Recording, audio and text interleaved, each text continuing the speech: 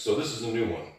And one that is pretty much unknown, even their website isn't all that clear about what it is. Yeah, so I noticed it's almost a mystery on how to pronounce how. Yeah, I don't know if it's RY3 or RY3. Yeah, I don't know. So about 6 months ago, I started seeing some of their stuff on the socials. Yes. Right. Never heard of them. Yeah, on Grindr.com. I hear you loud and clear. Yeah.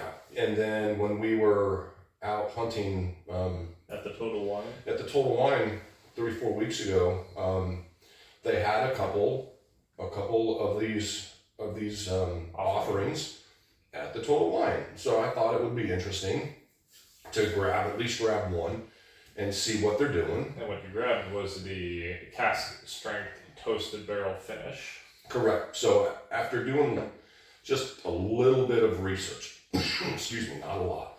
After doing a little bit of research, these guys are NDPs out of Virginia Beach, Virginia. So their claim to fame is they source their rye whiskey, but they're taking 3 different types of rye whiskey and blending them, and then blending and then finishing their whiskeys. And so now in the literature that I read, so there is some Canadian in there, but there's also the other 2 types of rye whiskeys, and they're taking not just, MGP 95.5 rye, they're taking different mash bills of rye whiskey and then blending all 3 of those together. In their normal stuff, they say that their normal stuff is finished in rum barrels. This one didn't say anything about rum barrels. These were just toasted barrels. But they do. They are specific about the toast. They specify on the bottle that this comes from a char level 1 and medium plus toast barrel. Yep. So that's know what that means. I do. Yeah. So the toast levels, they'll do that on the heads and the butts typically. So they'll take it and think of it like a light fire. You're just kind of like with a blowtorch, right? Yeah. I think so. But the char for the on the staves, you can go from which makes up the side of the barrel, right? You can go from a light char, which is like a level 1, yes, all the way up to like a level 4, level 5, which is like they call, I think level 4 or 5 they call like alligator char, because the wood's so badly burnt that it almost doesn't even hold liquid. So what I've learned is that a lot of toasted stuff, Penelope's really good as far as telling you what they're doing with their barrels. These guys are pretty good at telling you what they're doing, but for a lot of toasted stuff, they're going like medium toast on the heads and the butts, and then the char, they're keeping the char relatively light. Which makes sense. So, which would make it a little more sweeter. Yeah. Right? Where some like Penelope stuff, they'll do like a light toast and like a heavy char on That's interesting. on the staves, but then like the toasted rye that I have is like a medium toast and a light char. Speaking of Penelope, when we tried this the other day, we were both of the opinion that it was almost approaching Penelope's toasted barrel finishes. Yeah, so for me, the Penelope toasted rye is pretty much the best of the best. Is one of my favorites. I mean, I honestly think that it would be really hard to tell the difference. Well, I'm not sure who would win between that and like the Michter's toasted barrel strength. It would be close. And that's an impossible bottle to find. The Penelope, we could go buy one right now if we wanted. But when we had this, I think I made the comment, I'm like, oh, this is like... It's getting close. It's kind of comparable to the Penelope. Yeah. That's what I wrote in the record.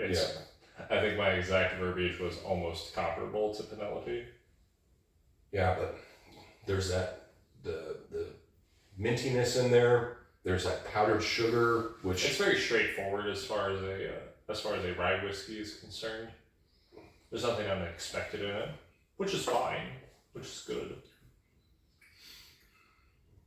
So there I almost get like some 95.5 rye. That would make sense in there, but still caramel. Like I said, almost powdered sugar. It's really good. What's the proof on that? The proof is like just shy of 120. Okay. So you're gonna get full flavor on that bad boy just because it's barrel proof. The color's good on it. Fairly viscous. Yep, if you swirl it around, it's got some legs on there because of that proof. That proof is nice. But this is just one of those, I was really happy we bought it. Now, Yeah, to be fair, this is a Total Wine store pick. So you will have to endure Total Wine, fair warning. yeah, but they did have a lot. And I think just because it's a rye whiskey, a lot of people, kind of sleep on it because, a lot of people don't think they like ryes. Per usual. Yeah, and we did, 3 different episodes about rye whiskey. Now, they don't tell us, obviously, the mash bills of the rye that's in here, but they did say that they're taking different rye recipes, different levels of the rye content, the corn content, and I would like it blending them together. if the distillers specified, or the blenders, I should say, the blenders specified which ryes they were using. Mm-hmm. That would be cool. Yeah. Otherwise,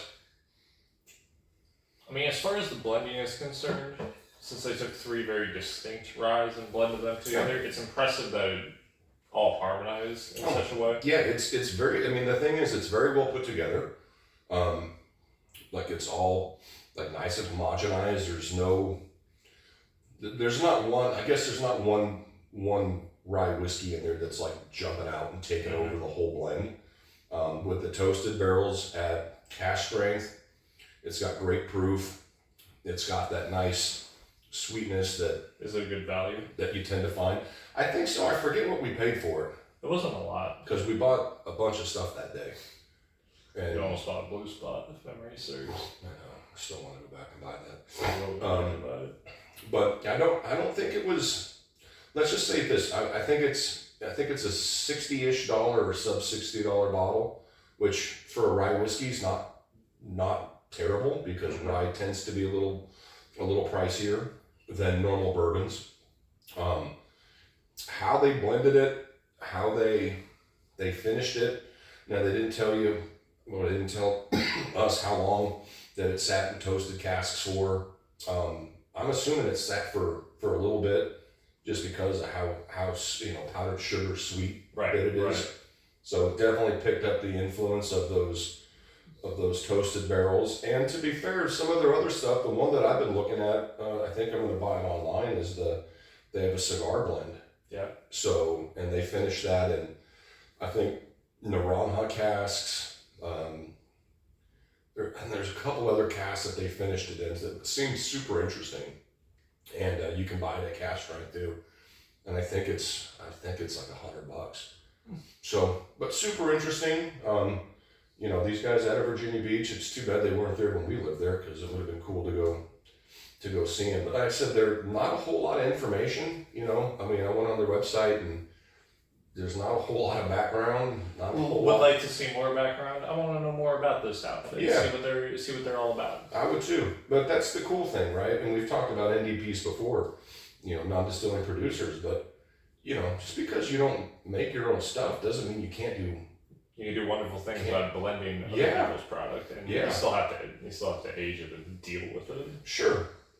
But how they put it together and just the way that their thought process is with the different types of barrels that they're finishing and stuff in. We talked about this with, 13th Colony. We talked about with how Aaron from Smoke Wagon, how he blends stuff together.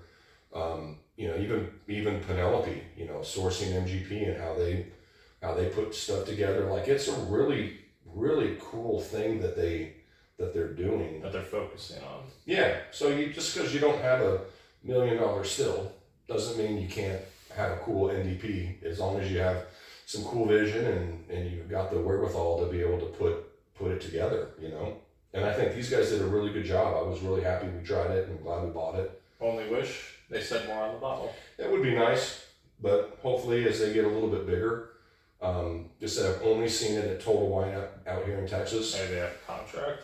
Maybe, or they're a small distillery. So Hope to see them not be a small distillery before Yeah. too long. yeah, and I think, like I said, a lot of people they're kind of nervous about rye whiskey because they, maybe had a bad experience. I would say please go back and watch our Watch the rye primer. Watch our other episodes about rye whiskey, because there's a lot more to rye whiskey Meets the than people think. And once you kind of get your feet sort of wet in that, down that direction or in that world, then it just opens up so much more. And there's so many, and we're talking about these guys today, but there's a ton of good rye whiskeys out there, and they all don't, you know, taste like a 95.5 MGP, you know, where it's super spicy or super spearminty or whatever, and people, oh, I don't like that. But yeah, if you can open your mind to this kind of a direction, it's fantastic.